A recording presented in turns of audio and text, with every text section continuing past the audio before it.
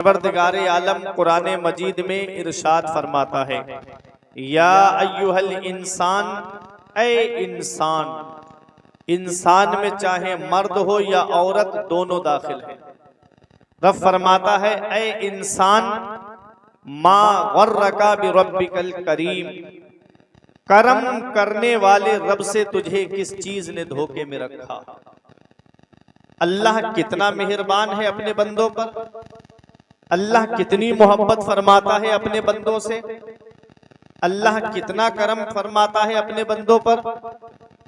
आज अगर बेटा बाप का कहना ना माने तो बाप अपने बेटे का शाम का खाना बंद कर देता है। अगर बेटा माँ का कहना ना माने तो माँ कहती है कि इसके दोपहर का खाना बंद। शेख सादी अलैहि रहमा फरमाते हैं, खुदाए रास्त मुसल्लम बुजुर्ग बारियो हिल्म के जुर्म बीनद व नान बरकरार मीदारत। तमाम बढ़ाई है अल्लाह के लिए कि जो बंदों के गुनाह देखता है लेकिन रोजी बरकरार रखता है। आज हम मस्जिद में नहीं जाते, अल्लाह की इबादत करने नहीं जाते, हम अपने रब की नाफरमानी पे नाफरमानी किए जा रहे हैं। अल्लाह ने हमारा खाना बंद नहीं किया, अल्लाह ने हमारी रोजी बंद नहीं की। तीनों टाइम हम पेट भर के खाना खा रहे हैं, सुबह को नाश्ता भी कर रहे हैं, फिर भी अल्लाह ने हमारा खाना बंद नहीं किया। हजरत इब्राहीम अला नबीना अलैहि सलातो वस्सलाम की आदत थी कि आप बगैर मेहमान के खाना नहीं खाते थे। एक दिन आपके दस्तरख्वान पर ऐसा मेहमान आया, आपने फरमाया कि अल्लाह का नाम ले, यानी बिस्मिल्लाह शरीफ पढ़ और खाना खा। उसने कहा कि आपको खाना खिलाना हो तो खिलाओ, मैं अल्लाह का नाम नहीं लूंगा, मैं बिस्मिल्लाह पढ़ के खाना नहीं खाऊंगा। आपने फरमाया अल्लाह का नाम नहीं लेगा तो मैं अपने दस्तरख्वान पे तुझे नहीं बिठाऊंगा। बूढ़ा था, बुजुर्ग था, बोला ठीक है खाना खिलाना हो तो खिलाओ, नहीं खिलाना है तो कोई बात नहीं, मैं जा रहा हूँ। आपने फरमाया अल्लाह का नाम नहीं लेगा, नहीं खिलाऊंगा। वो उठा और चला गया। अल्लाह के नबी हैं, अल्लाह के पैगंबर हैं, वही आई मेरे पैगंबर है, मेरे खलील, इसने तुम्हारे सामने एक मर्तबा अल्लाह का नाम नहीं लिया तो तुमने इसको खाना नहीं खिलाया। ये बूढ़ा हो गया, इसने आज तक मेरा नाम नहीं लिया, मैंने इसका खाना बंद नहीं किया, मैंने इसकी रोजी बंद नहीं की। कितना मेहरबान है हमारा रब हम पर, अपने बंदों से कितनी मोहब्बत फरमाता है मेरा रब। और आज हमारे सब रोज कैसे गुजर रहे हैं, आज हमारी जिंदगी के हालात कैसे गुजर रहे हैं। कभी गौर किया मेरे अजीजों, मौत का कोई भरोसा नहीं है, कब आ जाए, किस जगह आ जाए और किस हाल में आ जाए। कभी दिल पे हाथ रख करके सोचना, रात के 2-2 बजे तक घर में लेट के फिल्में देखने वालों, स्क्रीन पर मैच देखने वालों, आज घरों के अंदर एक एक घर में जाकर के देखो तो 2-2 डिशें लगी हुई नजर आएंगी। अगर 2 भाई हैं तो दोनों भाइयों के कमरों में अलग अलग फिल्में चल रही हैं।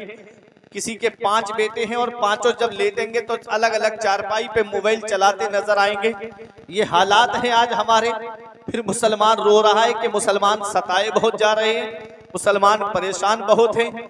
जब भी कहता हूं या अल्लाह मेरा हाल देख, हुक्म होता है अपना नामाए अमाल देख। आज हमारे नामाए अमाल में कोई ऐसी नेकी नहीं कि सीना तान के कहें ये नेकी जन्नत में लेके जाएगी। तुम क्या समझते हो जलसे में आ गए, एक बार हाथ उठा दिया तो जन्नत मिल जाएगी? तुम क्या समझते हो जलसे में आ गए, एक बार तुमने नारा लगा दिया तो जन्नत मिल जाएगी? मैं मानता हूं मेरा रब कादिर मुतलक है, अहकमुल हाकिमीन है, मालिक अलल इतलाक है। मेरा रब चाहे तो गुनहगार से गुनहगार इंसान को जन्नत अता फरमा दे, मेरा रब चाहे तो परहेजगार की पकड़ फरमाए। लेकिन सुनो रब कुरान में क्या फरमाता है, अम हसिबतुम अन तदखुलुल जन्नता, क्या तुम ये गुमान करे बैठे हो कि जन्नत तुम्हें इतनी आसानी से मिल जाएगी? जन्नत मिलना इतना आसान होता तो हजरते उस्मान गनी को देखो जो सहाबी रसूल हैं, नबी की 2 शहजादी उनके निकाह में आई हैं। ये मकाम किसी और सहाबी को नहीं मिला जो हजरत उस्मान गनी को मिला है। कि नबी की 2 शहजादियां उनके निकाह में आई। वो हजरत उस्मान गनी, जिन्होंने ग़ज़वा तबूक के मौके पर जब नबी की बारगाह में दिरहम और दीनार भेजे थे तो एक ढेर लग गया। नबी दिरहम और दीनार को उछालते जाते और फरमाते, आज के बाद मेरा उस्मान कोई नेकी ना भी करे तब भी जन्नत उस पर वाजिब हो गई। वो हजरत उस्मान गनी, जिनके पास नमाजों का सवाब भी है, जिनके पास रोजों का सवाब भी है, जिनके पास हज्जो ज़कात का सवाब भी है, जिनके पास सदका व खैरात का सवाब भी है, वो हजरत उस्मान गनी जब जब कब्रिस्तान के करीब से गुजरते, खड़े होके इतना रोते, दाढ़ी भीग जाती, आंसू जमीन पे गिरने लगते। देखने वाले देख के कहते, हुजूर आप तो बख्शे बख्शाए हो, फिर भी आप इतना रोते हो, आपकी आंखों से इतने आंसू क्यों निकलते हैं? तब हजरत उस्मान गनी कहते हैं, लोगों ये कब्र जो देख रहे हो, कब्रिस्तानों में कब्रें देख रहे हो ना, ये कब्र दुनिया की मंजिलों में सबसे आखिरी मंजिल है और आखिरत की मंजिलों में सबसे पहली मंजिल है। अगर कब्र के सवालों के जवाब में इंसान पास हो गया तो आगे आसानियां हैं, और अगर कब्र के सवालों के जवाब में फंस गया तो आगे बड़ी मुश्किलें हैं। आला हजरत फरमाते, उनको रहम आए तो आए, वरना वो कड़ी मार है क्या होना है, छुप के लोगों से किए जिसके गुनाह, वो खबरदार है क्या होना है। कल तो दीदार का दिन है और यहाँ आंख बेकार है क्या होना है। आज हम कब्र की सख्तियों को भूल गए, आज हम कब्र की तारीकी को भूल गए, आज हम कब्र के दबाने को भूल गए, आज हम कब्र की वहशतनाकी को भूल गए, आज हम कब्र के अंदर कीड़े मकोड़ों को भूल गए। आज अगर एक हल्की सी चींटी हमारे कान में चली जाए, पूरी रात हमारी नींद उड़ जाती है। कभी सोचा है कब्र के अंदर कैसे कैसे कीड़े मौजूद है? कभी बारिश आए ना, उस मौसम में जाकर के आप कब्रिस्तान में दीवार के करीब में जाकर के देखना, कैसा कैसा कीड़ा दीवार पर जमा हो जाता है। वो सारे कीड़े जमीन के नीचे है। क्या हाल होगा इंसान के जिस्म का? ऐ मेरे अजीजों, उस कब्र की क्या तैयारी की हमने, काली कोठरी की क्या तैयारी की हमने। आज हमारे यहाँ पर घर के अंदर अकेले लेटे हो और लाइट चली जाए, अंधेरा हो जाए तो बतकाज़ाए बशरियत हम डरने लगते हैं। इंसान होने की वजह से हमें डर महसूस होता है, अंधेरा हो जाए। कब्र की काली कोठरी को जरा याद कर लिया करो। यहाँ आवाज दोगे रिश्तेदार आ जाएंगे, यहाँ आवाज दोगे पड़ोसी आ जाएंगे, यहाँ आवाज दोगे खानदान वाले आ जाएंगे, यहाँ आवाज दोगे तुम्हारे दोस्तों अहबाब मदद के लिए आ जाएंगे। और यहाँ लाइट चली गई है तो मोबाइल की टॉर्च जला करके आप रोशनी कर सकते हो, दुकान से मोमबत्ती ला करके रोशनी कर सकते हो। कब्र की काली कोठरी के लिए क्या इंतजाम किया है रोशनी का, क्या तैयारी की है कब्र में काली कोठरी के लिए रोशनी की। ऐ मेरे अजीजों, ये मत समझना दुनिया में हमेशा रहने के लिए आए हो। बड़े बड़े दौलत वाले आए और दुनिया से चले गए, बड़े बड़े पैसे वाले आए और दुनिया से चले गए, बड़े बड़ी सरमाया रखने वाले दुनिया में आए और दुनिया से चले गए। वो जिनकी नाक पे कभी मक्खी नहीं बैठती थी, आज उनके जिस्म को मिट्टी ने गला सड़ा करके एक तरफ कर दिया। घमंड किस बात पे, तकब्बुर किस बात पे? मरने के बाद कब्र के अंदर जाना है। अभी 3 साल पहले तुमने नहीं देखा कोरोना काल में क्या हाल हो गया था? अरे मदरसों में ताले पड़ गए थे, मस्जिदों में ताले पड़ गए थे, तुमने देखा नहीं? स्टेशन और एयरपोर्टों पे ताले पड़ गए थे, दुकानों में ताले पड़ गए, तुमने देखा नहीं? बड़े बड़े दौलत वाले पैसे वाले गंगा नदी के किनारे बेगौरों कफन पड़े हुए थे, उनके घर वाले लेने तक नहीं गए, उनके परिजन देखने तक नहीं गए। शेरपुरा में रहने वालों, किस्मत वाला है वो बेटा जो बाप के कांधे पे कब्रिस्तान चला जाए, किस्मत वाला है वो बाप जो अपने बेटों के कांधे पे कब्रिस्तान चला जाए, नसीब वाला है वो भाई जो भाइयों के कांधे पे कब्रिस्तान चला जाए, किस्मत वाला है वो रिश्तेदार जो रिश्तेदार के कांधे पे कब्रिस्तान चला जाए, किस्मत वाला है वो दोस्त जो दोस्त के कांधे पे कब्रिस्तान चला जाए। तुमने देखा नहीं? बड़े बड़े दौलत वाले पैसे वाले बेगौरों कफन पड़े हुए थे, बड़े बड़े डॉक्टर और वैज्ञानिक घुटनों के बल गिर गए, कोई उस बीमारी की दवा ना बना सका। मेरे रब ने बता दिया, बंदा हो बंदा बन के रहना, तुम्हारे चाहने से कुछ नहीं होता है, वही होता है जो मंजूर खुदा होता है, वही होता है।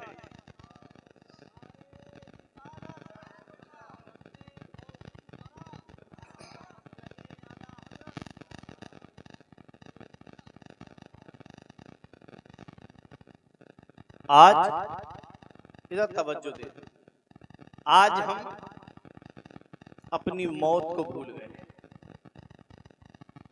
जिनके पास नमाजों का सवाब है, रोजों का सवाब है, हज व ज़कात का सवाब है, उनके खौफ खुदा का आलम देखो। आज हम मस्जिदों से दूर, अपने उलमा से दूर, अपने आलिमों से दूर, आज दीनी बातें सुनने में हमारा दिल नहीं लगता।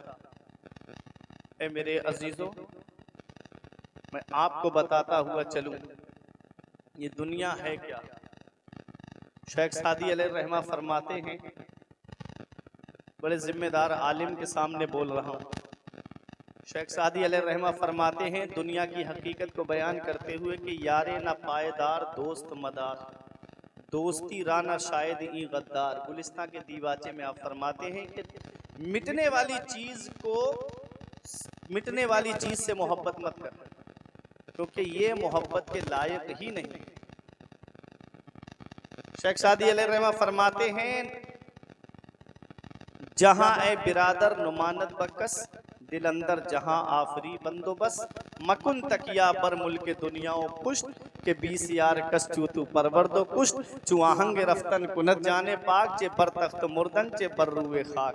शेख सादी फरमाते हैं, ए भाई ये मिटने वाली चीज को यानी दुनिया को दोस्त मत रख, दोस्ती के लायक नहीं है ये गद्दार। फिर फरमाते हैं, ए भाई ये दुनिया किसी के साथ नहीं रही, ये दुनिया किसी के साथ नहीं रही, दुनिया के बनाने वाले अल्लाह से दिल लगा।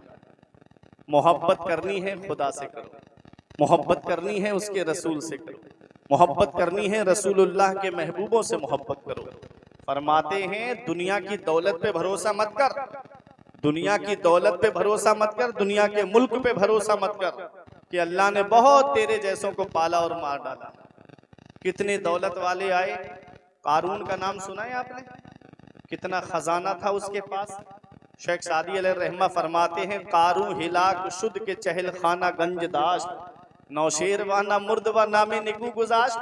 कारून हिलाक हो गया जो 40 घर खजाना रखता था, नौशेरवा नहीं मरा, अच्छा नाम दुनिया में छोड़ के चला गया। कितना खजाना था, 40 घर, और घर कितने बड़े थे कोई नहीं बता पाया। इतना खजाना उसके पास। मूसा अलैहिस्सलाम ने उससे कहा कि तू अपने माल की ज़कात निकाल। उसने एक लफ्ज बोला था, अल्लाह गरीब हो गया, फकीर हो गया, अब हमसे पैसा मांग रहा है। माज़अल्लाह, अल्लाह रब्बुल इज्जत ने खजाने के साथ जमीन में धंसा दिया उसको, इबरत का निशान बना दिया उसको। मेरे अजीजों, ये दौलत हमारे काम आने वाली चीज नहीं है, या तो वो दौलत काम आएगी जिसको हमने राह खुदा में खर्च किया होगा। दुनिया का ये मुल्क क्या है, ये सब यही रह जाएगा। हमको अपने आमाल लेके कब्र के अंदर जाना है। क्या तैयारी की हमने कब्र के अंदर जाने की। आज जिस हमारी औलाद को मोबाइल चलाने से फुर्सत नहीं मिलती, वो क्या तुम्हारी कब्र पे जाके कुरान पढ़ेगी। आज जिसे व्हाट्सएप देखने से फुर्सत नहीं मिलती, यूट्यूब देखने से फुर्सत नहीं मिलती, इंस्टाग्राम चलाने से फुर्सत नहीं मिलती, वो क्या कब्र पे जाकर के ईसाले सवाब करेगी। या तो औलाद को इस हाल में छोड़ के जाओ, औलाद को या तो आलिम बना के जाओ या हाफिज बना के जाओ कि वो मस्जिद में नमाज पढ़ाएगा तो दुआ करेगा, रब्बना ग़फ़िरली वले वालिदैया वलिल मुमिनीना यौम यक़ूमुल हिसाब। अल्लाह मुझे बख्श दे, मेरे माँ बाप को बख्श दे, तमाम मोमिनीन को बख्श दे। वो दुआ जमीन के ऊपर करेगा, अल्लाह उसके माँ बाप को जमीन के नीचे बख्श देगा। या तो हाफिज बना के जाओ या आलिम बना के जाओ कि वो मदरसे में बैठ के पढ़ाएगा। आज हम अपने बच्चों को दीनी तालीम से दूर किए हुए हैं। आज ये जो हमारे सामने माहौल नजर आ रहा है ना, इसकी वजह यही है कि आज हम दीनी तालीम से दूर हैं। महरेरा शरीफ से एक आवाज उठी थी हुजूर नजीब मिल्लत की कि जलसे हल्के कर दो, मदरसों को मजबूत करो। जलसे हल्के करो, मदरसे मजबूत करो। मदरसे मजबूत होंगे ना तब तुम्हें खतीब मिलेंगे तकरीर सुनाने के लिए। मदरसे मजबूत होंगे ना तब मुसल्ले पे खड़े होने के लिए इमाम नसीब होंगे। मदरसे मजबूत होंगे ना तब नमाज जनाजा पढ़ाने के लिए इमाम मिलेंगे। आज मदरसे हमने कमजोर कर दिए। मदरसे के आलिमों की तनख्वाहें देखो तो 5-5, 6-6 महीने से उनकी तनख्वाहें नहीं मिली है। और वो कहीं भी कमेटी वालों से तो कमेटी वाले कहते हैं चंदा कर लो और अपनी तनख्वाह निकाल लो। ये हालात हैं आज। और 1-1 लाख, 2-2 लाख, 3-3 लाख रुपए तक जलसों में खर्च कर दिए जाते हैं। दीनी तालीम पे पैसा लगाओगे वो पैसा तुम्हारे काम आएगा, मदरसों में पैसा लगाओगे वो पैसा तुम्हारे काम आएगा। ऐ मेरे अजीजों, ये एक पैगाम लेकर के जाओ, अपने मदारिस को मजबूत करो। इसीलिए तुम देखते नहीं, आए दिन खबरें जो आती हैं मोबाइल पर, सोशल मीडिया पर, अखबारों में कि मदरसों को बंद करो, मदरसों को बंद करो, मदरसों को स्कूल में कन्वर्ट करा दो। मदरसों पे इतना फोकस सबका क्यों लगा हुआ है? क्योंकि दुनिया जानती है ये मदरसे हैं जहां से तुमको मुसल्ले पे खड़ा होने के लिए इमाम मिलता है, जहां से तुमको नाते नबी सुनाने के लिए बेहतरीन बाअमल शायर मिलता है। ये मदरसे हैं जहां से तुमको बाअमल आलिम मिला करते हैं। जिस दिन ये मदरसे बंद हो गए उस दिन जनाजे रखे रह जाएंगे, कोई मुसल्ले पे खड़ा होने के लिए इमाम तक नसीब नहीं होगा। जिस दिन मदरसे बंद हो गए तो तुम्हारे घरों के अंदर देखना कोई कुरान शरीफ पढ़ने वाला तक नसीब नहीं होगा। इसलिए अपने मदरसों को मजबूत करो, अपने उलमा को मजबूत करो, अपने हुफ़ाज़ को मजबूत करो कि जब इनके पास में जब ये मजबूत होंगे तब तुम्हारे बच्चों को दुनिया व मा फ़ीहा से बेनियाज होकर के इल्मे दीन हासिल कराएंगे। लेकिन है क्या, हम मदरसों पे तवज्जो नहीं देंगे ना, हम दीनी तालीम पे तवज्जो नहीं देंगे। इसीलिए आज जिहालत बढ़ती चली जा रही है। सेक्टर ब्यूरो की रिपोर्ट के मुताबिक तकरीबन 85% मुसलमान तालीम याफ्ता नहीं है। ये हाल है आज मुसलमान कौम का।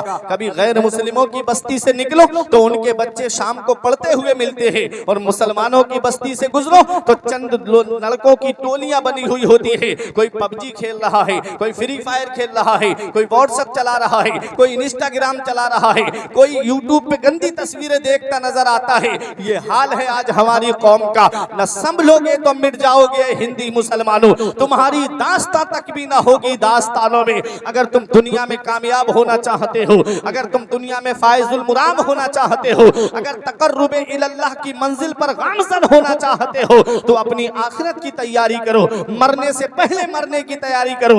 मूतू कब्ल अन तमूतू, मरने से पहले मरने की तैयारी करो। ऐ मेरे अजीजों, ये दुनिया चंद दिन की है। आज हालात इतने बदलते जा रहे हैं। हमारे घरों का माहौल इस्लामी माहौल नहीं रहा, हमारे घरों का माहौल दीनी माहौल नहीं रहा। हमारे घरों में देखें तो कुरान इतने अंदर हमने छुपा के रख दिया है कि वहां हमारा हाथ तक नहीं पहुंचता, और सामने टीवी चल रही है, वहीं पर बैठ करके हमारे घर की औरतें भी फिल्में देख रही हैं, वहीं पर जवान भी फिल्में देख रहे हैं, वहीं घर वाले भी फिल्में देख रहे हैं। फिर रोना रोया जा रहा है। कमाने वाले बहुत हैं लेकिन घर में बरकत नहीं होती, पैसा इधर आता है और उधर चला जाता है।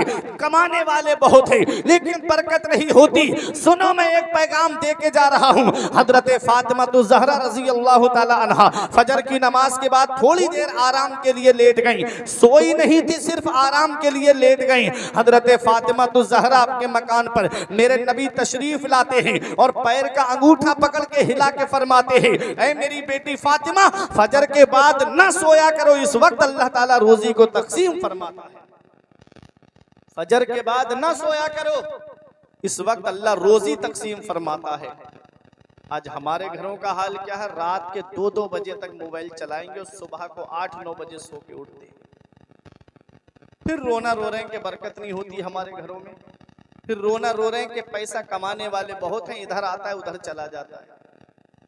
वो राज़िक़ है गिज़ा कीड़ों को देता है, वो पत्थर में भटकता फिरता है इंसान क्यों रोजी के चक्कर में।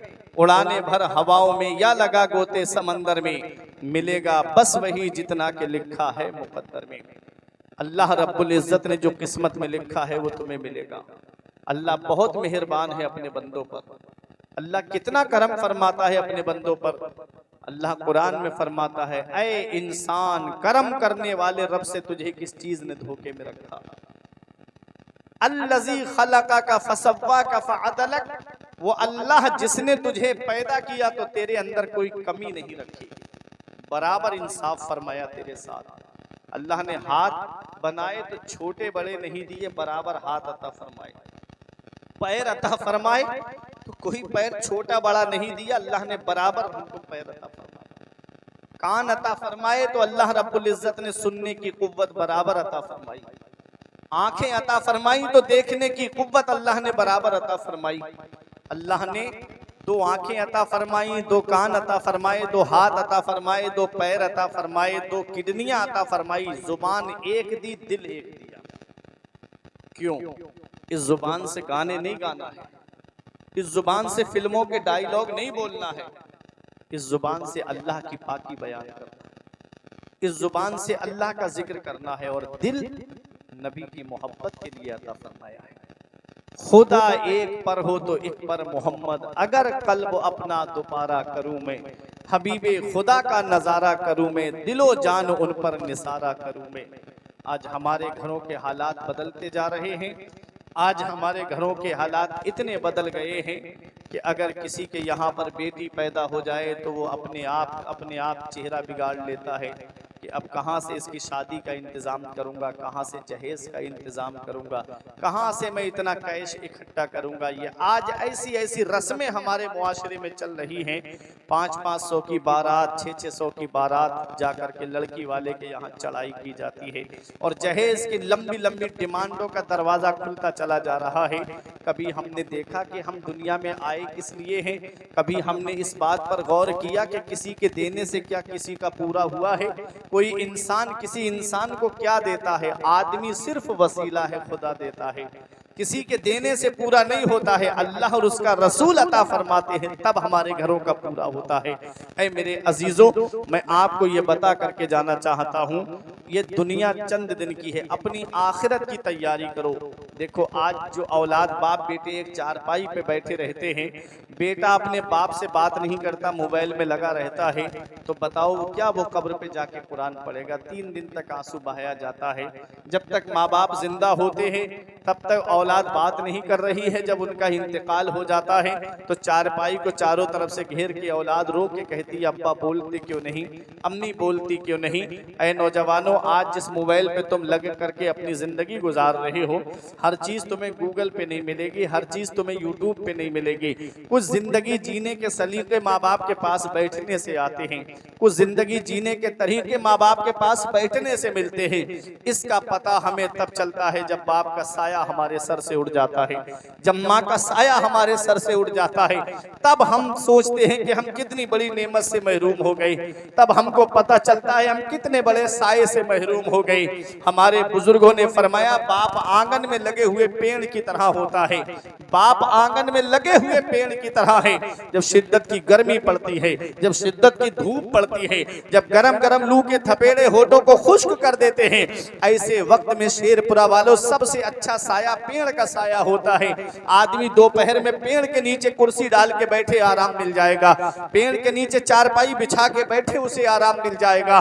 पेड़ के पत्ते दोपहर में देखना ऊपर से गर्म होते हैं लेकिन नीचे बैठने वाले को छांव पहुंचाते हैं। हमारे बुजुर्गों ने फरमाया, बाप आंगन में लगे हुए पेड़ की तरह होता है। जिस दिन ये पेड़ आंगन से उखड़ गया उस दिन धूप भी परेशान करेगी, गरम गरम लू के थपेड़े भी परेशान करेंगे। ऐसे आ माँ बाप के साये की ना कदरी ना कर, ऐसे आ माँ बाप के साये की ना कदरी ना कर। धूप काटेगी बहुत जब ये शजर गिर जाएगा। धूप कैसी भी हो साया नहीं खोने देता, राह कैसी भी हो बेबस नहीं होने देता। बेच के अपना लहू चाहे वो रोटी लाए, बाप औलाद को भूखा नहीं सोने देता। बेच के अपना लहू चाहे वो रोटी लाए, बाप औलाद को भूखा नहीं सोने देता। कभी तुम्हें लगे मेरे बाप ने मेरे लिए क्या किया है, तो उनके पास बैठ के एक बार उनके चेहरे की तरफ गौर से देखना। उनकी पेशानी की सिलवटें तुम्हें कुछ पैगाम देंगी, उनके चेहरे की झुर्रियां तुम्हें कुछ पैगाम देंगी।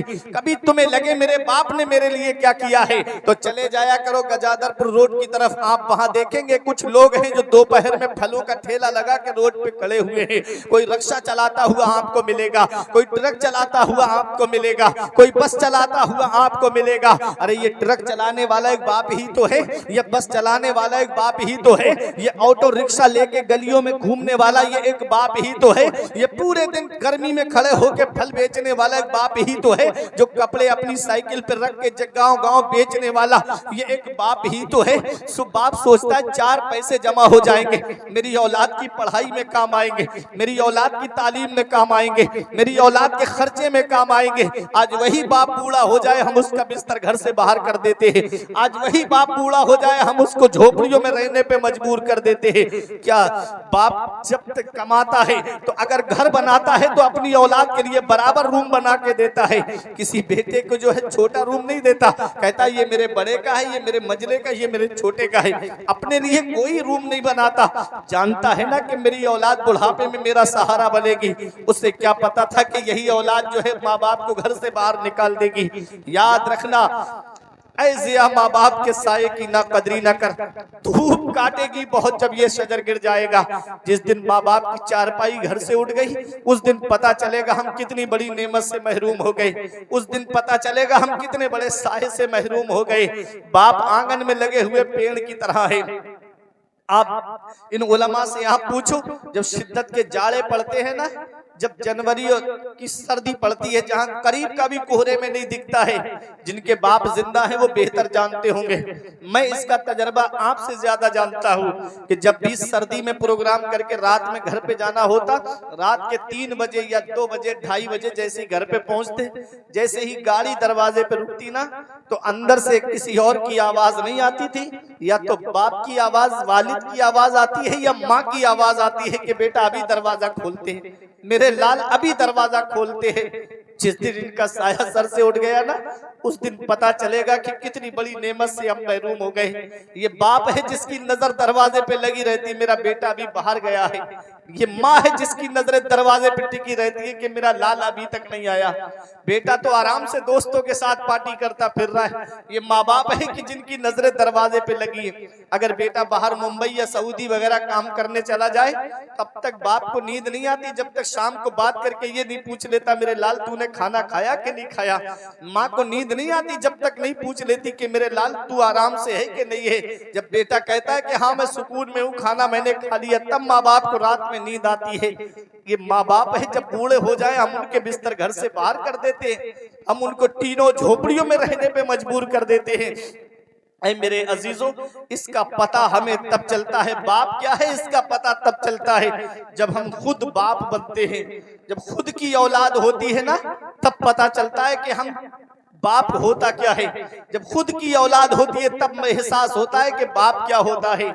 आज हमारी औलाद बीमार पड़ जाए ना, बुखार आ जाए रात में, तो शेरपुरा के डॉक्टरों को दिखाएंगे। यहाँ फायदा नहीं होगा तो गजादरपुर लेके जाएंगे, वहाँ फायदा नहीं होगा तो बहराइच लेके जाएंगे, वहाँ फायदा नहीं हुआ तो लखनऊ लेके भागेंगे, वहाँ भी फायदा नहीं हुआ तो दिल्ली में लेके जाएंगे, एम्स वगैरह में। क्या कहते हो डॉक्टर साहब, जमीन बिके तो बिक जाए, मकान बिके तो बिक जाए, प्रॉपर्टी चली जाए, लेकिन मेरे बेटे को कुछ नहीं होना चाहिए, मेरी औलाद को कुछ नहीं होना चाहिए। आज हमारी औलाद बीमार पड़ी, हम रातों में नींदें उड़ गई हमारी। आज हमारी औलाद को बुखार आ गया, हम रात भर नहीं सो पाते। कभी सोचा है बचपन पे अपने गौर किया तुमने? आज तो दौर बड़ा तरक्की कर गया, आज तो हर घर में मोटरसाइकिल है, अक्सर घरों में कारें हैं, सवारियों का इंतजाम है। अब से जरा 30-35 साल पीछे पलट के तो जाओ मेरे अजीजों, अपने बचपन को जरा याद तो करो। जब बचपन में तुम बीमार पड़े थे तो यही बूढ़ा बाप है जिसकी आज तुम्हें खांसी अच्छी नहीं लगती, इसके पैरों में चप्पल नहीं होती लेकिन डॉक्टरों के पास लेकर गया। यही तुम्हारी बूढ़ी माँ है कि जिसने सर्दी में अपनी चादर तुमको उड़ाई, खुद तो सर्दी में ठिठरती रही लेकिन तुमको डॉक्टर के पास लेकर गई।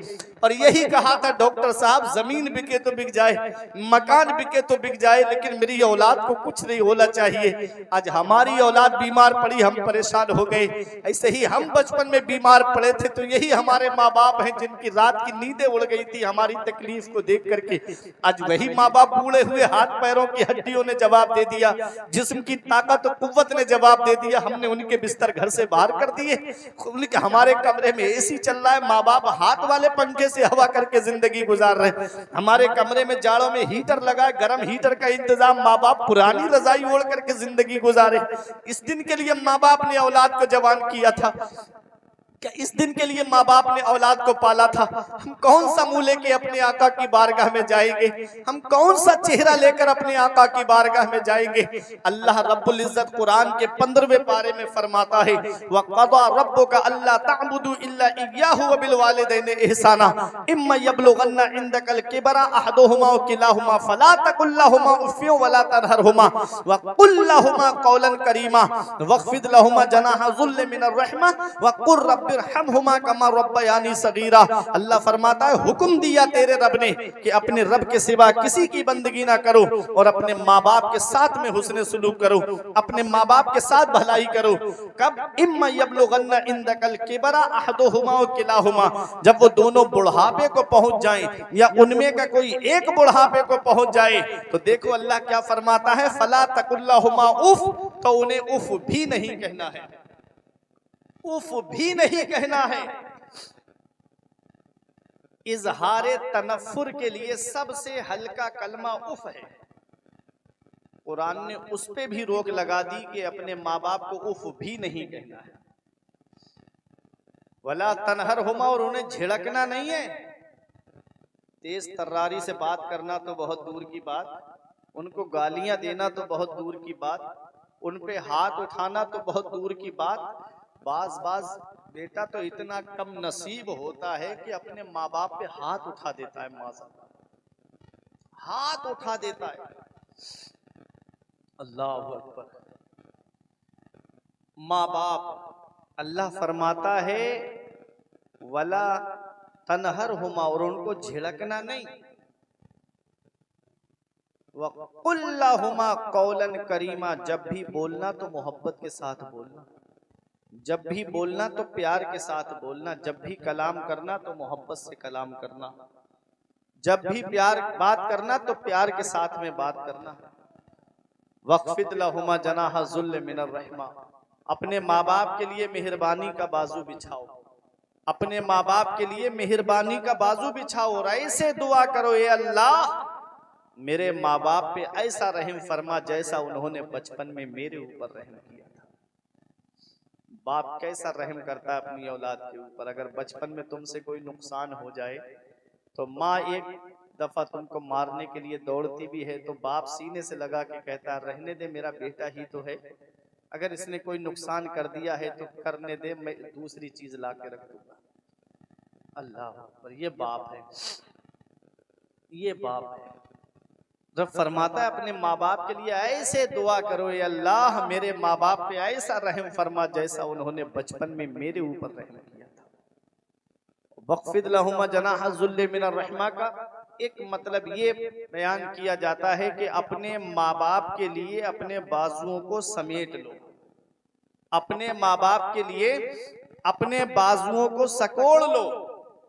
जैसे परिंदा जब ऊपर उड़ता है तो पर उसके खुले हुए होते हैं, बाजू खुले होते हैं, और जब अपने घोंसले की तरफ आता है, अपने घर की तरफ आता है, अपनी मंजिल की तरफ आता है तो अपने बाजुओं को समेट लेता है, अपने बाजुओं को क्या करता है, समेट लेता है। अल्लाह फरमाता है अपने माँ बाप के लिए अपने बाजुओं को समेट लो। मतलब क्या है? मतलब ये है कि तुम डॉक्टर होगे तो घर के बाहर होगे, तुम इंजीनियर होगे तो घर के बाहर होगे, तुम प्रोफेसर होगे तो घर के बाहर होगे, तुम मास्टर होगे तो घर के बाहर होगे, तुम IAS IPS होगे तो घर के बाहर होगे। जब घर के अंदर आओ तो डॉक्टर बनकर नहीं, इंजीनियर बनकर नहीं, IAS IPS बन के मत आना, बल्कि अपने माँ बाप का बेटा बन के घर के अंदर आना, इनका लख्ते जिगर बन के घर के अंदर आना। अल्लाह अकबर। ये माँ बाप हैं। पैगंबर इस्लाम अपनी माँ के पास कितने साल रहे थे? 2 साल रहे थे मेरे आका अपनी माँ के पास। 2 साल हलीमा सादिया ने दूध पिलाया, दूध पिलाने के बाद फिर कहने लगी कि कुछ दिन और छोड़ दो मेरे पास, तो फिर लेके चली गई तो 2 साल और रखा। 4 साल नबी को हलीमा सादिया ने अपने पास रखा, और जब शक्के सदर का मामला पेश आया तब हलीमा सादिया लेके आ गई मक्के में। 2 साल रहे थे मेरे आका अपनी माँ के पास। 6 साल की उम्र जब मेरे आका की होती है तब आपकी वालिदा आपको लेकर आपकी ननिहाल मदीना मुनव्वरा आती हैं। उस वक्त मदीने का नाम मदीना नहीं था, यसरिब था, बीमारियों का घर। मदीना तो नबी के कदमों की बरकत से बना है। मदीना तो मेरे नबी के पाए मुबारक की बरकत से बना है। मकाम अबवा में हजरत आमिना की तबीयत खराब हुई। कोई आम खातून बीमार नहीं हुई है, कबीला कुरैश की एक मुअज्जज खातून बीमार हुई है। काफिला ठहर गया लेकिन तबीयत में कोई सुधार नहीं हुआ। तब काफिले वालों की हिम्मत ने जवाब दे दिया, बोले आमिना हमें इजाजत दो, हम जाना चाहते हैं। आपने फरमाया तुम्हें जाना है शौक से चले जाओ, मुझे किसी के सहारे की जरूरत नहीं है, मेरी हिफाजत के लिए रब्बे काबा की रहमत काफी है। काफिला चला जाता है, बज़ाहिर कोई मर्द नहीं है हजरत आमिना के पास में, साथ में बांधी उम्मे ऐमन है और 6 साल की उम्र मेरे आका की है। नबी की वालिदा पे वो वक्त आया जो सब पे आना है, वो टाइम आया जो सब पे आना है, वो घड़ी आई जो सब पे आनी है, वो लम्हा आया जो सब पे आना है। इल्मी साहब फरमाते याद रख हर आन आखिर मौत है, बंतु मत अनजान आखिर मौत है। मरते जाते हैं हजारों आदमी, आकिलो नादान आखिर मौत है। बारहा इल्मी तुझे समझा चुके, मान या मत मान आखिर मौत है। जब जाकनी का आलम तारी हुआ, नबी ने देखा माँ का साया सर से उठने वाला है। नबी अपनी माँ के सर को अपने मुबारक जानू पे रख लेते हैं और अपनी माँ का सर दबाने लगे। जन्नत की हूरों ने कहा या रसूल अल्लाह हमें इजाजत दें, हम आपकी माँ की खिदमत करें। तो नबी का किरदार बोल रहा था, नबी का कैरेक्टर बोल रहा था, नबी का अखलाक बोल रहा था, नबी का उसवाए हसना बोल रहा था, नबी की सीरत बोल रही थी कि माँ की खिदमत का हक नर्सों नौकरानियों की ड्यूटी लगा के अदा नहीं होता है। माँ की खिदमत का हक तब अदा होता है जब बेटा खुद अपनी माँ की खिदमत करता है। नबी अपनी माँ का सर दबा रहे हैं, आंखों से आंसू निकले, हजरत आमिना के चेहरे पर गिरे। हजरत आमिना ने आंखें खोल के देखा, मेरे नबी की आंखों में आंसू थे। हजरत आमिना अपना हाथ नबी के चेहरे पर फेरते हुए कहती है मत रो मेरे लाल, आंसू मत बहा मेरे लाल, तू दुनिया में रोने के लिए नहीं आया है बल्कि रोते हुओं को हंसाने के लिए आया है। आंसू मत बहा मेरे लाल, तू दुनिया में आंसू बहाने के लिए नहीं आया है बल्कि बहते हुए आंसुओं को पोंछने के लिए आया है। बच्चे माँ बाप की मौत पे इसलिए रोते हैं कि माँ बाप के बाद बेसहारा हो जाएंगे। मेरे लाल तू किसी के सहारे का मोहताज नहीं है, तेरा खुदा तेरा सहारा है, तू सारी खुदाई का सहारा है। इमाम इश्क मोहब्बत पुकार उठे, गमज़दों को रज़ा मुझदा दीजिए के है, गमज़दों को रज़ा मुझदा दीजिए के हैं, बेकसों का सहारा हमारा नबी। मेरे नबी की वालिदा पे वो वक्त आया जो सब पे आना है।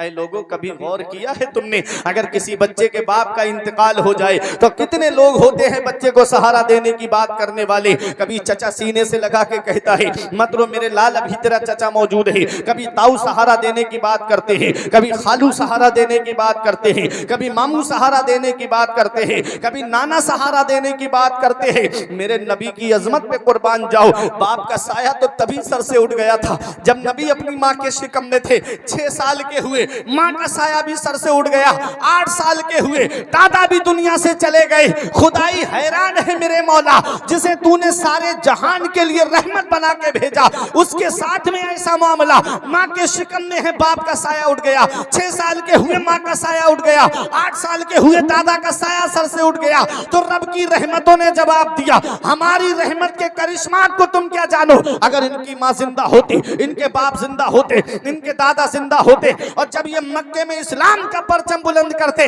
तो बाप कहते बेटा मेरे दबदबे के साए में तूने इस्लाम का परचम बुलंद किया। माँ कहती बेटा मेरी ममता के साए में तूने इस्लाम का परचम बुलंद किया। दादा कहते बेटा मेरे रोब के साए में तूने इस्लाम का परचम बुलंद किया। रब ने वो साए पहले ही उठा लिए ताकि दुनिया देख ले, जिसे मैंने अपना महबूब बनाया है वो किसी का एहसान लेने नहीं आया है बल्कि सारी कायनात पर एहसान करने के लिए तशरीफ लाया है।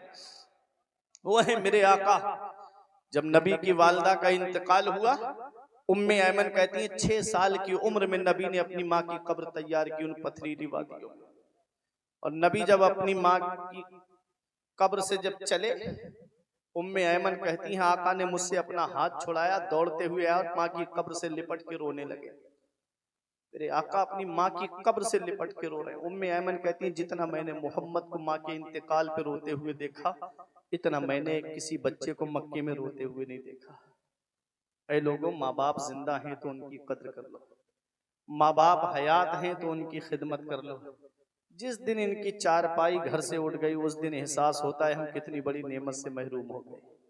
उस दिन पता चलता है कि कितना बड़ा साया आज हमारे सर से उठ के चला गया। आज हर चीज में आपको मिलावट मिलेगी। जिस दौर में हम जी रहे हैं ना, ये मिलावटी दौर कहलाता है। तेल में आपको मिलावट मिलेगी, घी में आपको मिलावट, दूध में आपको मिलावट मिलेगी, खाने पीने की अशिया में आपको मिलावट मिलेगी। इस मिलावटी दौर में अगर बगैर मिलावट के कोई चीज है तो वो माँ बाप की मोहब्बत है, जिसमें कोई मिलावट नहीं होती है, जो अपनी औलाद से सच्ची मोहब्बत करते हैं। इसलिए माँ बाप की कद्र कर लो। एक शायर ने कहा था कि इस वक्त के बारे में तो सोचा भी न था, बेटों से ज़ईफी में हुई खत्म रसाई, घर बार तो बांट लिए शौक से फुरकान, हिस्से में किसी के मगर माँ नहीं आई। वक्त ठुकरा देगा एक दिन मेरी सारी ये कुर्बानियां, दामने उम्मीद में फकत नाकामियां रह जाएंगी। शादियों के बाद बेटे तो अलग हो जाएंगे, बाप के हाथों में फकत बैसाखियां रह जाएंगी।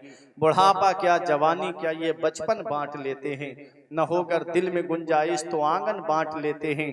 नहीं मंजूर हिस्से में किसी बेटे को अपनी माँ, मगर आपस में बूढ़ी माँ के कंगन बांट लेते हैं। दिया था अब्बा ने जो एक झूमर बेच डाला था, खुशी से अपने अरमानों का दफ्तर बेच डाला था। बुलंदी मिल गई तो भूल बैठे हैं वही बेटे, कभी जिनके लिए अम्मी ने जेवर बेच डाला था। बुलंदी मिल गई तो भूल बैठे हैं वही बेटे, कभी जिनके लिए अम्मी ने जेवर बेच डाला था। आका के वसीले से कभी तो नमाज से औलाद माँ ने मांगी थी बंदा नवाज से, औलाद माँ ने मांगी थी बंदा नवाज से। अब्बा की आंख का जो चश्मा न ला सके, मैयत पे आ रहे हैं हवाई जहाज से। ये हाल है आज की औलाद का मेरे अजीजों। मैं बताना यही चाह रहा हूं कि आज के जलसे से ये जश्न गौसुल वरा व इस्लाह मुआशरा कॉन्फ्रेंस है, तो इस इस्लाह मुआशरा कॉन्फ्रेंस से ये पैगाम लेकर के जाओ कि अपनी जिंदगी को संवारो। मरने से पहले मरने की फिक्र करो कि मरने के बाद कब्र के अंदर हम जाएंगे तो हमने वहां की तैयारी क्या की है, वहां रोशनी का इंतजाम हमने क्या किया है। गौसे आजम का जिक्र तो हम बड़े शौक से सुनते हैं। शेख सादी अलैहिर्रहमान ने लिखा है गुलिस्तां के दूसरे बाब की दूसरी हिकायत में कि कोई सुबह के वक्त काबे का गिलाफ पकड़ के रो रहा था। रोने की आवाज ऐसी दर्द भरी कि जो सुने वो भी रोने लगे। रोने वाला रो के कह रहा था, मौला मेरे नेक अमाल अपनी बारगाह में कबूल फरमा ले, मौला मेरी नेकियां अपनी बारगाह में कबूल फरमा ले। अगर मेरी नेकियां तेरी बारगाह में कबूल नहीं तो कयामत में मुझे नाबीना करके उठाना। किसी ने पूछा, वो इस तरह रो के अपने रब को मनाने वाले, तेरा नाम क्या है? तो रोने वाले ने कहा था, अना अब्दुल कादिर जीलानी, मैं अब्दुल कादिर जीलानी हूँ, मैं जीलान से आया हूं। कहा, ये क्यों कह रहे हो कि मुझे कयामत में नाबीना करके उठाना? तो गौसे आजम का जवाब सुनो, फरमाते कयामत में नेकोकार बंदे होंगे, कयामत में अंबिया मुरसलीन शुहदा सालेहीन होंगे। मेरी नेकियां रब की बारगाह में कबूल नहीं, मैं उनके सामने शर्मिंदा हो जाऊंगा। इसलिए कह रहा हूं, मौला मुझे नाबीना करके उठाना। बताओ ये कौन कह रहा है? ये गौसे आजम कह रहे हैं, जिनके मुरीद का कहना है कि मैंने अपने शेख को देखा कि मेरे शेख ने 40 साल इस हाल में गुजारे कि आप ईशा में वुजू करते, पूरी रात उसी वुजू से अल्लाह की इबादत करते और फजर की नमाज उसी वुजू से आप पढ़ते थे। उन्हीं 40 साल में 15 साल ऐसे गुजारे कि एक पैर जमीन पे रखते, एक खड़ा करते, लकड़ी का सहारा लेते और पूरी रात कुरान की तिलावत करते। पूरी रात में एक कुरान शरीफ मुकम्मल तिलावत फरमा लिया करते थे। ये वो गौसे आजम है।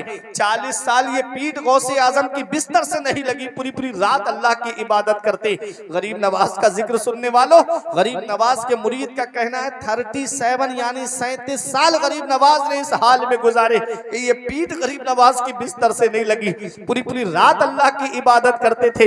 ये वो है जिनके पास नमाजों का सवाब भी है, जिनके पास रोजों का सवाब भी है, जिनके पास हज्जो ज़कात का सवाब भी है, जिनके पास सदका और खैरात का सवाब भी है। जरा अपने नामाए अमाल का जायजा लो, जरा अपने अपने गिरेबान में झांक करके देखो। आज मस्जिदों में नमाज पढ़ने हम नहीं जाते, आज मस्जिद की सफे सूनी हो गई।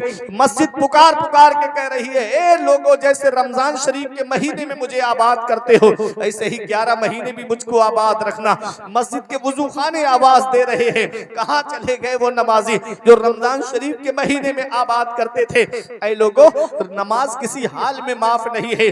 जिस नबी से तुम मोहब्बत करते हो, जिस नबी की उम्मत में तुम पैदा किए गए हो, उस पैगंबर इस्लाम ने क्या हमको दर्स दिया है, क्या नबी ने हमको सबक दिया है। फरमाते हैं जुइलत कुर्रतु ऐनी फिस सलाह, मेरी आंखों की ठंडक नमाज में है।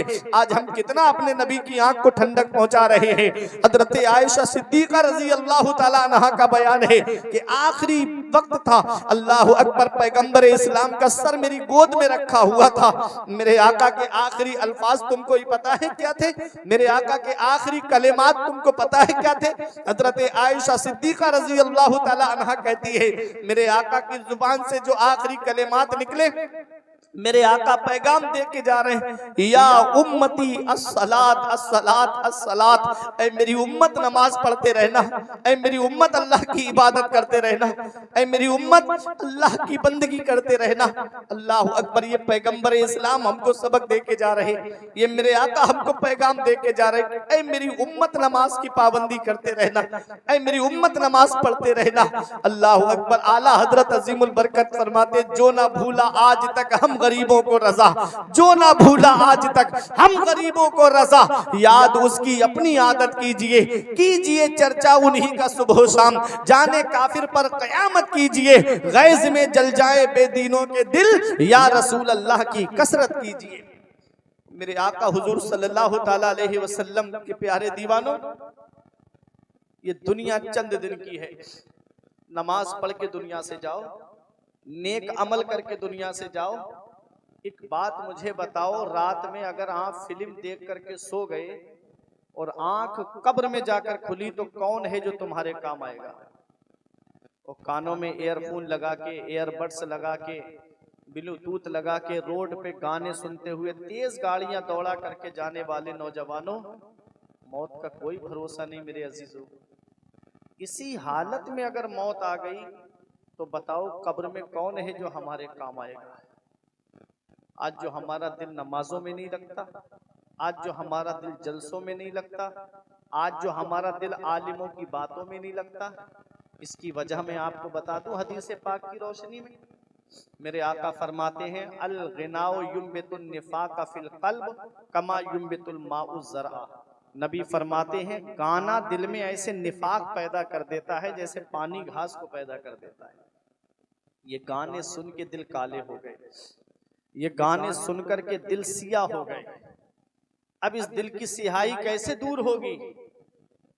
तो हदीस पाक का मफहूम सुनो। मेरे आका फरमाते हैं, जब लोहे पे जंग आती है तो उसे आग में डाल के साफ किया जाता है, और जब दिल पे जंग आती है तो उसे कुरान की तिलावत से साफ किया जाता है।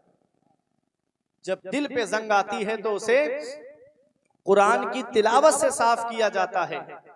आज 15-20 लोगों का परिवार हमारे घर में, कभी दिल में ये ख्याल नहीं आता कि आज सबने फजर की नमाज पढ़ी है तो चलो सब फजर की नमाज के बाद घर में कुरान की तिलावत करते हैं। आज 10-12 लोग हमारे घर के अंदर, कभी दिल में ये ख्याल नहीं आया कि आज जुमे की नमाज के बाद सब लोग जो है तस्बीह लेके बैठे और अपने आका पे 100-100 मरतबा दुरूद पाक पढ़ें। वही हमारे घर में फिल्मों की बातें, गानों की बातें, इलेक्शन की बातें, सियासत की बातें। कभी दिल में ये ख्याल नहीं आता कि लाओ आज हम अपने घर में किसी आलिम को बुला करके शरीयत के कुछ मसाइल सुन लें। बस हम मस्ती में हैं अपनी। इतने रुपये जलसों में खर्च हो रहे हैं, आए दिन यूट्यूब पर खबरें भी आप देखते रहते हैं जलसों के ताल्लुक से, लेकिन फिर भी मेरी कौम जो है वो इबरत हासिल नहीं करती। 4 बजे तक जलसा चलाना कामयाबी नहीं है। आप जहां 2 खतीब 3 खतीब बुला रहे हो, वहां एक आलिम से भी काम चल जाएगा, एक शायर से भी काम चल जाएगा। बाकी जो पैसा बचे तो उसको मदरसे में लगाओ, दीनी तालीम पे लगाओ।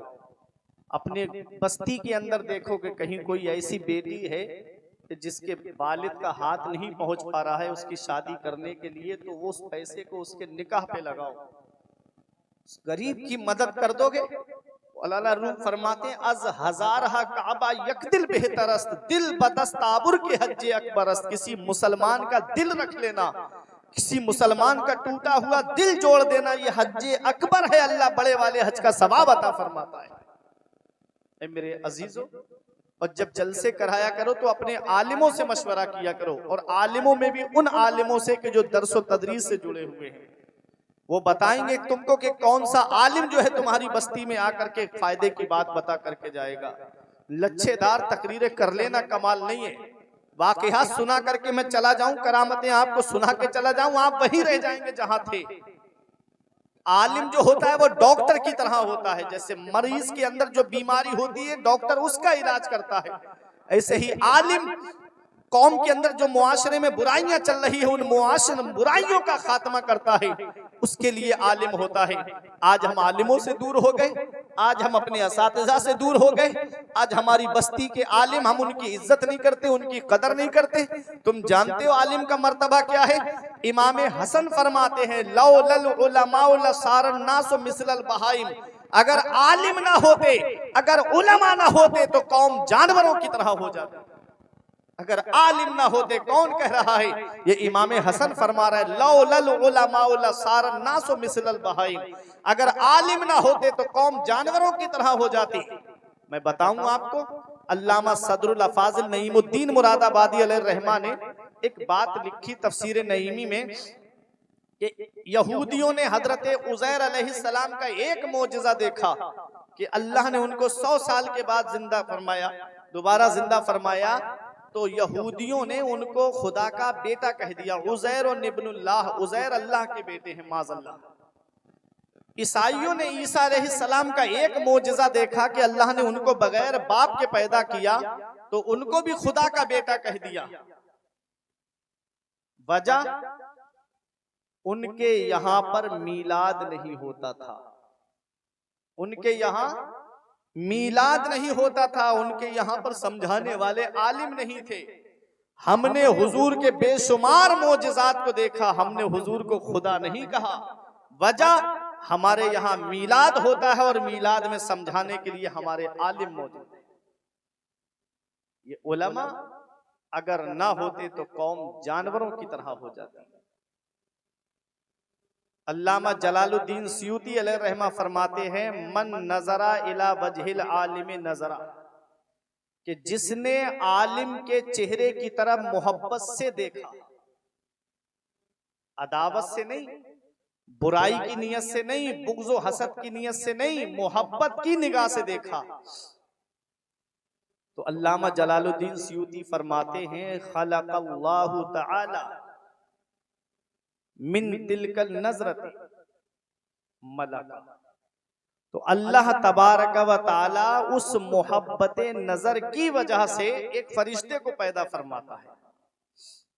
यस्तगफिरु लहू इला यौमिल क़ियामा, वो फरिश्ता उसके लिए कयामत तक बख्शिश की दुआ करता रहता है। एक मर्तबा आलिम के चेहरे की तरफ देखने का कितना बड़ा सवाब है कि अल्लाह ताला उस मोहब्बत नजर की वजह से एक फरिश्ते को पैदा फरमाता है और वो फरिश्ता कयामत तक उसके लिए बख्शिश और मगफिरत की दुआ करता रहता है। मेरे आका फरमाते हैं उगदु आलिमन औ मुतअल्लिमन औ मुस्तमियन औ मुहिब्बन फला तकुनिल खामिस फतहलिक। नबी ने फरमाया तुम सुबह इस हाल में करो कि तुम आलिम हो, या तो तुम आलिम बन जाओ, इल्म हासिल करो, आलिम बन जाओ, और आलिम ना बन सके, नबी फरमाते हैं औ मुतअल्लिमन, तो आलिम से इल्म हासिल करने वाले बन जाओ। खलीफा हुजूर कायदे मिल्लत हजरत अल्लामा मुफ्ती ज़ाकिर अली मिसबाही साहब किबला तशरीफ फरमा है, मौलाना शमसाद साहब किबला, हमारे मौलाना शाबान साहब तशरीफ फरमाइए। उलमा देखो, इस हदीस में एक चीज गौर करने की है। अल्लाह के प्यारे महबूब ने फरमाया या तो आलिम बन जाओ, और आलिम ना बन सको तो नबी ने आलिम से दूर नहीं किया, फरमाया आलिम से इल्म हासिल करने वाले बन जाओ, फिर भी आलिम के करीब ही रखा। और इल्म हासिल करने वाले भी नहीं बन सकते तो फरमाया नबी ने औ मुस्तमिअन, तो आलिम की बातें सुनने वाले बन जाओ। आलिम जो तुमको सुना रहा है वो बातें सुनने वाले बन जाओ। और आलिम की बातें सुनने वाले नहीं बन सकते, तो फरमाया मेरे आका ने औ मुहिब्बन, तो आलिम से मोहब्बत करने वाले बन जाओ, आलिम से मोहब्बत करने वाले बन जाओ। कयामत के दिन एक शख्स ऐसा होगा जिसको जहन्नम का हुक्म हो जाएगा कि इसको फरिश्तों जहन्नम में ले जाओ। फरिश्ते ले जा रहे होंगे तो रब फरमाएगा इसको वापस लाओ। रब उससे पूछेगा तू आलिम है? वो कहेगा मौला मैं आलिम नहीं हूं। रब फरमाएगा क्या तूने आलिम के पास इल्म हासिल किया? वो कहेगा मौला मैंने इल्म भी हासिल नहीं किया। रब फरमाएगा क्या तू आलिम की बातें सुनता था? वो कहेगा मौला मैं आलिम की बातें भी नहीं सुनता था। रब फरमाएगा क्या तू आलिम से मोहब्बत करता था? वो कहेगा मौला मैं आलिम से मोहब्बत भी नहीं करता था। रहमत हक बहाना मी जोयत, अल्लाह की रहमत तो बख्शिश के लिए बहाना ढूंढती। रब फरमाएगा तू आलिम से मोहब्बत करता था? वो कहेगा मैं आलिम से मोहब्बत नहीं करता था। देखो अल्लाह की रहमत। रब फरमाएगा क्या तू ऐसे से मोहब्बत करता था कि जो आलिम से मोहब्बत करता था? क्या तेरा कोई ऐसा दोस्त था जिसका आलिम दोस्त था? वो कहेगा हाँ मेरे मौला, मेरा एक दोस्त था जिसका आलिम दोस्त था। रब फरमाएगा जा मैंने उसी के सदके में तुझको बख्श दिया। ये आलिम है। तुम तो अपनी किस्मत पे नाज करो कि तुम्हारे कुर्ब में इतने जय्यद आलिम रहते हैं, इतने काबिल आलिम रहते हैं, जिनका जिक्र बड़े बड़े उलमाए किराम में शुमार होता है। जब जलसे किया करो तो अपने आलिमों से मशवरा कर लिया करो। मेरे अजीजों, अपने आमाल की इस्लाह करो। वो चीजें सुनो कि जो तुमको मरने के बाद कब्र में काम आए। सरकार गौसे आजम की इतनी करामतें मैं आपको सुना दूंगा कि आप अभी हाथ उठा करके नारे लगाएंगे। लेकिन गौसे आजम की सीरत का एक और पहलू भी तो आप देखो। आप पूरी पूरी रात अल्लाह की इबादत कर रहे हैं। सरकार गौसे आजम ने इल्म हासिल करने के लिए बगदाद गए हैं, तालीम हासिल की है। इल्म हासिल करने के बाद फिर मदरसे में बैठ के पढ़ाया है। हाफिज मिल्लत फरमाते हैं, जिस मदरसे से हजरत फारिग हैं उसके बानी हुजूर हाफिज मिल्लत फरमाते हैं इस्लाम की खिदमत के 3 नुमाया तरीके हैं। पहला तरीका है तदरीस, मदरसे में बैठ करके पढ़ाने से इस्लाम की खिदमत होती है। दूसरा तरीका है तसनीफ, किताबें लिख करके इस्लाम की खिदमत होती है। तीसरा तरीका है तकरीर, वाज के जरिए इस्लाम की खिदमत होती है। आज मदरसे से वही फायदा उठा सकता है जो आलिम के पास पढ़ने जाएगा। किताबों से वही फायदा उठा सकता है कि जो पढ़ा लिखा होगा। अब गांव देहातों में कुछ लोग जिम्मेदारी निभाते निभाते ना पढ़ पाए, ना आलिम की बातें सुन पाए, तो उनको दीन कहां सीखने को मिलेगा? तो उनको दीन जलसों में सीखने से मिलता है। उनको दीन कहां मिलता है? जलसों में सीखने से मिलता है। तो तीसरा तरीका है तकरीर, वाज के जरिए इस्लाम की खिदमत होती है।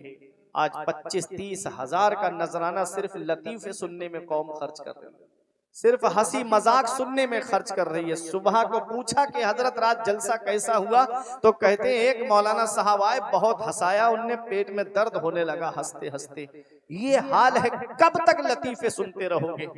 कब तक हंसी मजाक में जिंदगी गुजारते रहोगे? मेरे अजीजों, पैसा बड़ी मेहनत से कमाया जाता है। उनसे पूछो जो बाप को छोड़ के, माँ को छोड़ के बाहर पैसा कमाने के लिए गए, कितनी मेहनत से पैसा कमाया जाता है, और उस पैसे को ऐसे ही आप लतीफे सुनने में खर्च कर दोगे तो बताओ कौम को क्या फायदा मिलेगा?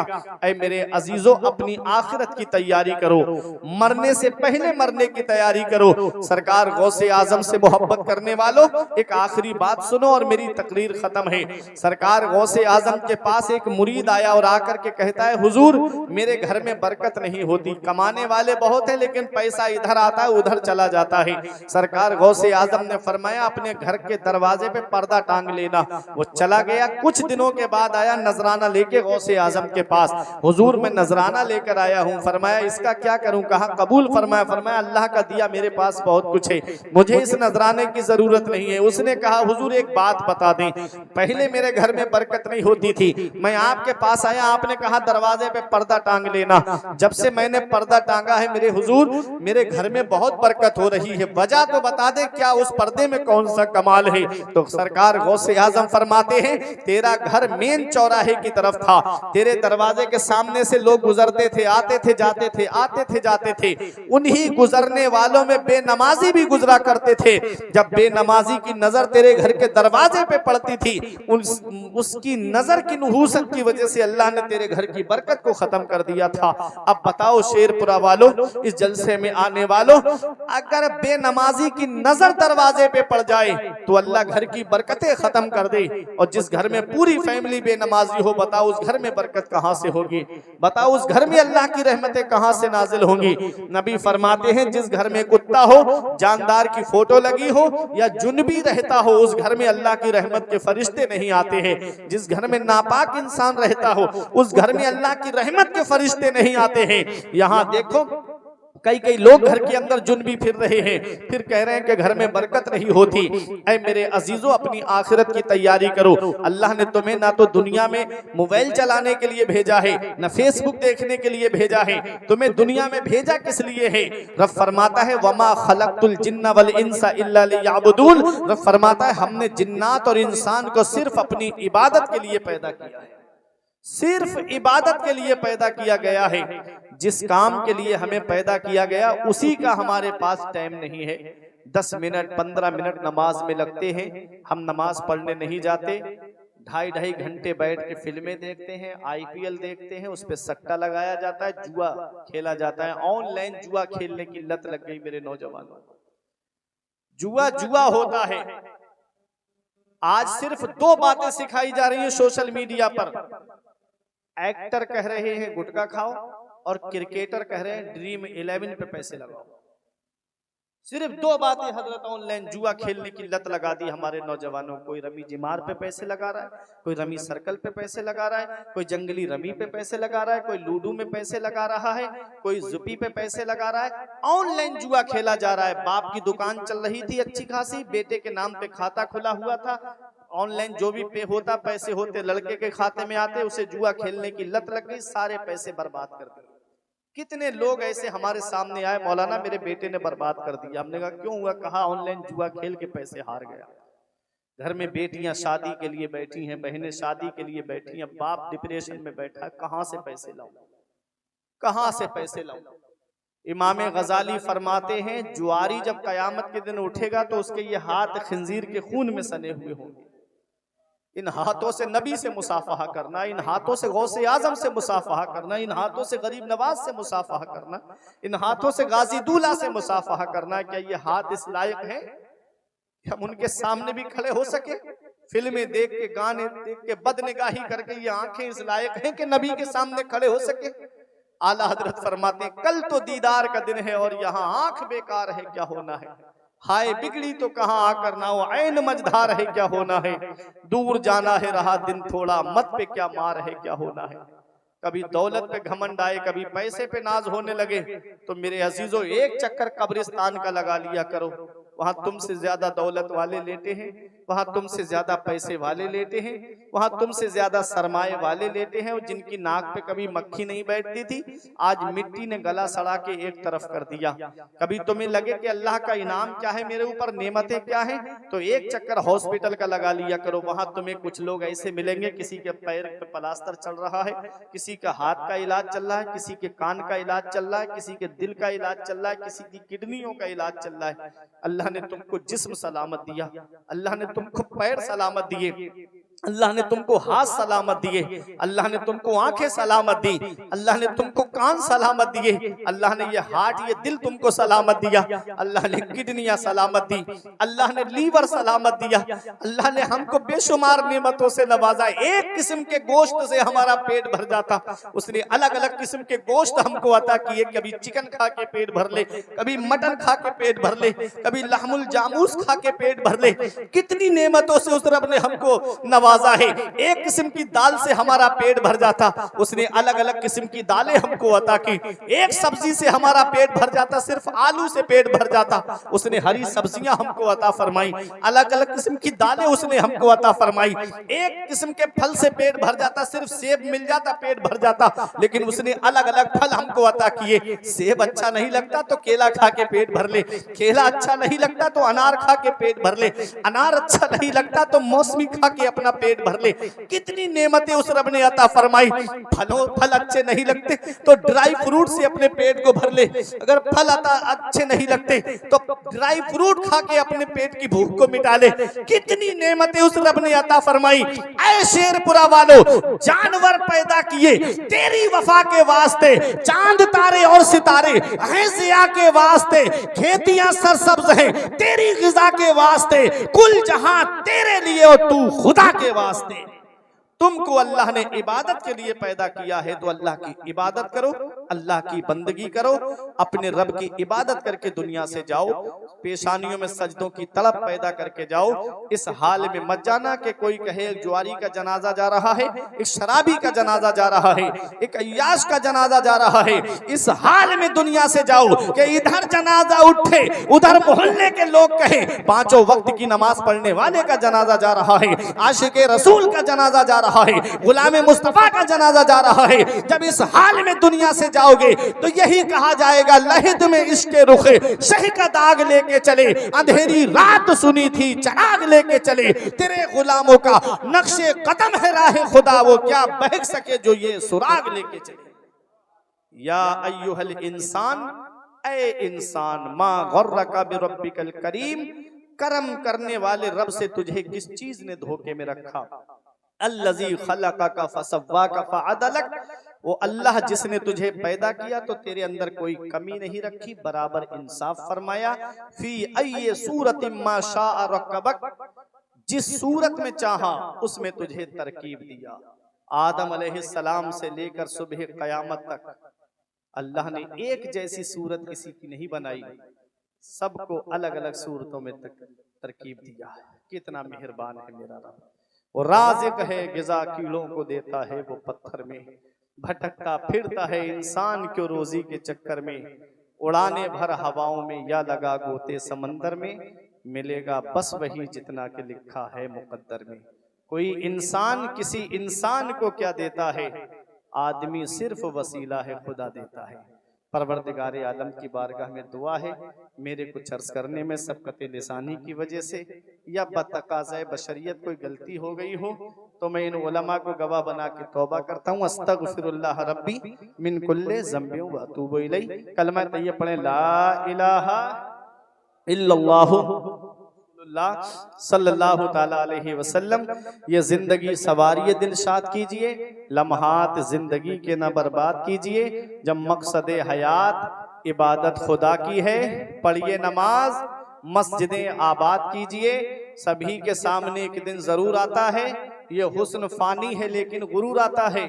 किसी क्रीम से पाउडर से कुछ नहीं होता, शेरपुरा वालों नमाज पढ़ने से चेहरे पे नूर आता है। किसी क्रीम से पाउडर से कुछ नहीं होता, नमाज पढ़ने से चेहरे पे नूर आता है। हक नुमाई से कभी दूर नहीं हो सकता, गैर के सामने मजबूर नहीं हो सकता। जो लगाता है चेहरे पे वुजू का पानी, उसका चेहरा कभी बेनूर नहीं हो सकता। रही कली तो फूल खिलेंगे, जिंदगी बाकी रही तो फिर मिलेंगे। अस्सलाम।